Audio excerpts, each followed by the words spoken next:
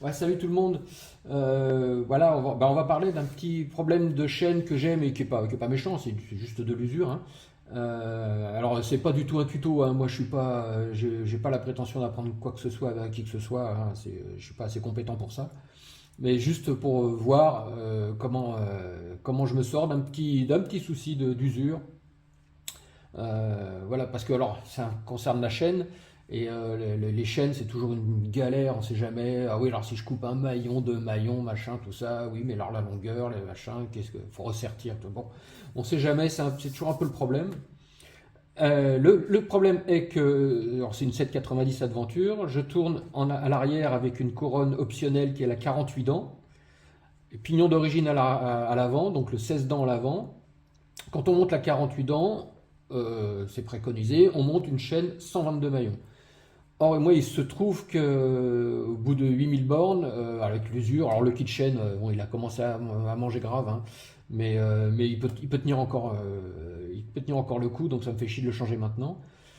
Il se trouve qu'avec cette chaîne de 122 maillons, bah, je suis arrivé en butée arrière, donc je suis en butée, l'axe est en butée, vous voyez, si je avance. Ici, on voit la butée du bras oscillant. L'axe est en butée arrière. Et la tension, c'est pas ouf, quoi, hein. Il faudrait pouvoir que je puisse aller encore plus loin. Et donc, là, c'est mort. Je peux pas aller plus loin. Donc, j'ai posé la question sur les forums. Et alors, j'ai eu évidemment toutes les réponses. Merci à ceux qui m'ont répondu. Mais j'ai eu toutes les réponses, genre coupe un maillon, transforme-la en 121 maillons, patati patata, tout. Bah, ouais, je sais pas exactement quoi faire. Donc je me suis dit, il faut que je simule un truc pour voir. Et donc bah voilà comment j'ai fait. Alors c'est tout con, hein. J'ai commencé par avancer au maximum la vis là, je la mets à fond à l'avant. J'ai évidemment dévissé l'axe et je pousse à fond. Voilà. Alors pour l'instant, j'ai pas retourné cette pièce-là parce qu'effectivement, il y en a un qui a une très bonne idée, c'est que on peut retourner cette pièce-là pour gagner encore. Si on met la butée sur cette partie-là, comme c'est moins épais, on peut avancer la chaîne encore plus loin. Donc voilà. Bon, pour l'instant, j'essaye comme ça, on verra bien, hein. Et donc voilà, ma roue est en butée avant. Et donc là, je me retrouve évidemment avec des trucs, avec pas mal de jeux. Donc là, je vais simuler si je retire un maillon ou deux, je sais pas trop. Voilà, qu'est-ce que ça donne? Donc là, j'ai exactement simulé si je retirais un, 2, 3 maillons. Parce que je rappelle qu'une chaîne, on compte les maillons intérieurs et extérieurs. C'est pour ça que les maillons vont par deux, toujours, hein, et c'est pour ça qu'une chaîne, c'est toujours forcément un nombre pair. Et donc, une chaîne de 121 maillons, bah, ça n'existe pas. C'est pas possible. Parce que là, je retire un, 2, 3 maillons, donc 3, mais j'en rajoute un ici, qui va refaire la liaison. Donc, je retire en réalité 2 maillons. Donc, je vais transformer ma chaîne de 122 à 120 maillons. Et voilà, parce qu'effectivement, je ne peux pas faire moins. C'est-à-dire que je ne peux pas faire ça, hein. Si je fais ça, comment je fais pour faire la liaison entre les deux? Je suis baisé, c'est pas possible. Ça ne marche pas, hein. On peut pas mettre un truc comme ça, là, ça va pas. Donc, le minimum, c'est ça. Voilà. Et donc pour voir si ça va aller, bon voilà, je retends à peu près la chaîne. Donc je vois que j'ai pas mal de marge ici. Ici, je vais pouvoir régler mon jeu. Je vais pas loin d'être, voilà, il va me rester quelques millimètres de réglage. Donc ça devrait être bon. Donc je pense que je vais faire ça. Je vais dessertir ces deux parties-là. Ceux-là aussi forcément pour pouvoir faire sauter ça et remplacer après par un maillon comme ça. Voilà, alors la question que je me pose aussi, c'est que du coup je me rapproche, je ne sais pas si vous voyez, non vous ne voyez pas, donc je me rapproche ici de mon garde-boue, pas mal, et bon, évidemment moi je fais que du off-road. Est-ce que ça va pas gaver de terre ici? Bon, je pense que ça devrait passer. Bon, à toute manière j'essaye, hein, puis je verrai bien. Voilà, allez, un peu de boulot, on voit ça plus tard.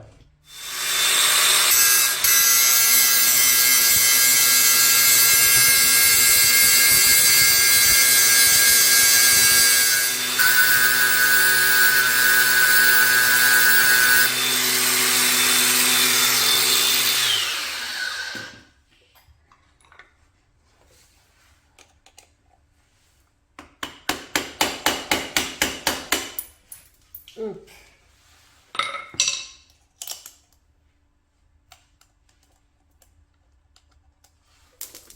C'est chaud.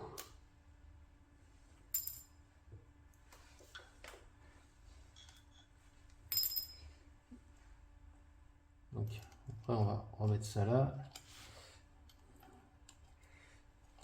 Voilà. Mais bon, avant toute chose, je voudrais vérifier un truc parce que j'ai une chaîne neuve de 120 maillons. Je vais voir si elle va parce que l'usure fait que ça se trouve une chaîne neuve ne va pas. On va voir ça. Voilà, je viens de monter, juste pour voir, parce que je ne vais pas la garder, mais c'est parce que j'avais ça en stock, une chaîne de 120 maillons neuve.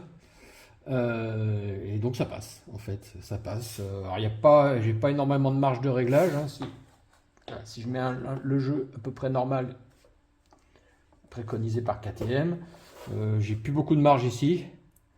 Bon, mais bon, ça passe. Donc je suppose que avec un kit 48-16, au lieu de la 122, on doit pouvoir monter la 120. Ça doit passer. Donc voilà, je redémonte ça et je remonte ma vieille chaîne. Voilà, bon, je remets en place la chaîne.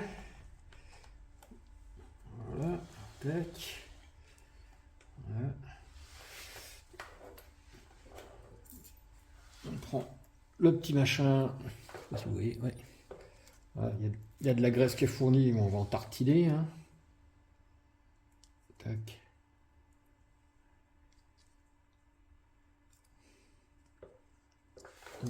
Bon, ça, c'est les maillons que j'ai acheté Amazon. Ça vaut 3 euros. Hein. Et la preuve, ça rend service. Hein. Les petits joints toriques. Donc j'en mets un là. Qui sont pas du tout toriques d'ailleurs. Tac. Ok, on passe ça derrière là.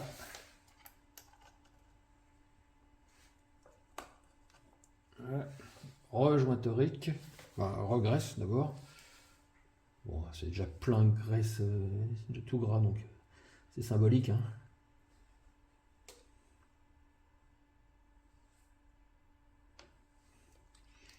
Donc, joint torique. Joint torique. Après, ben, on va sertir cette pièce-là.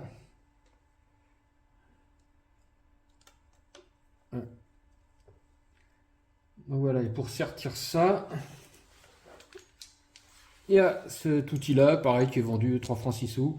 Et là, bon, bah, je ne vais pas vous faire un tuto là-dessus. De toute manière, il y a deux sens. Hein. Un sens pour sertir d'abord la pièce, la rentrer sur les deux axes, et après, ce côté-là qui sert, avec la petite pointe, à évaser les deux axes pour les sertir. Voilà. Donc, je ne fais pas un tuto là-dessus. De toute manière, il y a des milliers de tutos sur ce truc-là, donc tout va bien.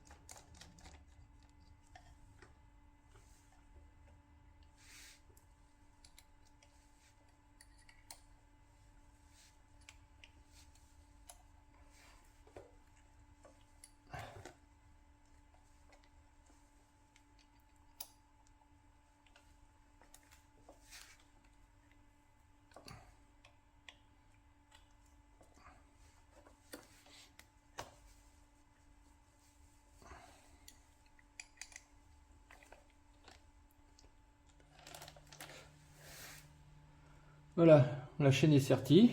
Enfin, j'espère. Pas sûr, hein. Ben ouais, bon.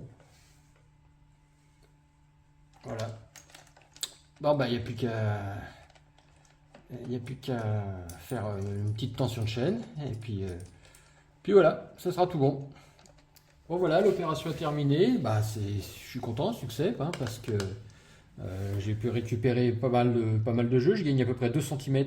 J'ai pu avancer la route 2 cm. J'ai encore de quoi régler. Ça, la tension de chaîne est bonne, hein, selon les préconisations de KTM, donc tout va bien.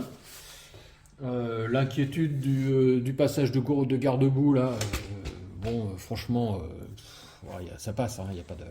Je pense que la boue, ça se démerdera. Sinon, bah, au niveau des conséquences, bah, juste pour le fun, en fait, le fait d'avoir gagné 2 cm ici, bah, normalement la suspension est plus dure, comme on diminue le bras de levier du bras oscillant, forcément on durcit la suspension. Alors bon, clairement, j'aurai pas le niveau pour m'en rendre compte, et donc je toucherai à rien évidemment. Puis autre chose un peu plus fun, c'est que comme on avance la roue arrière, on recule un peu le centre de gravité de la moto, ce qui devrait favoriser les wheelings, que je suis incapable de faire non plus avec ce type de moto. Donc on s'en fout complètement. Donc voilà, je suis content.